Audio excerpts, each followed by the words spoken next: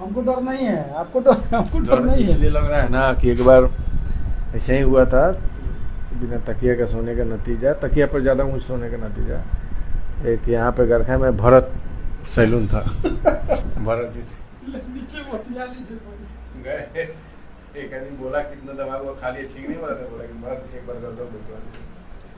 मतलब गर्दन बैठवाने का मतलब कि हम कम से कम 3 महीना बेल्ट लगा के रहे, उस समय से किसी से आज तक गर्दन नहीं छुआ है। हम लोग को एनाटॉमी पता है, C1 का है, C2 का है, C7 का है, किसको एडजस्ट करना है। अगर C1 C2 एडजस्ट करेंगे तो C1 to C2 दूसरा तरफ से नहीं करेंगे, C3 C4 पर जाएंगे। और ये C4 का मेरा काम खत्म हो गया, तो ये हम लोग सेट करते हैं C4 C5 C5 C6 C7 last है, आपका C6 C7 प्रॉब्लम है, जिसकी वजह से यहाँ प्रॉब्लम है। उसको एडजस्ट हम नहीं करेंगे तो आपकी दर्द नहीं जाएगा।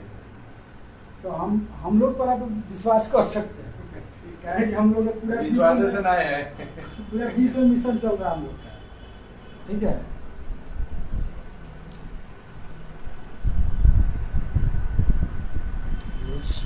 रिलैक्स। कोई दिक्कत हुआ? कोई दिक्कत नहीं।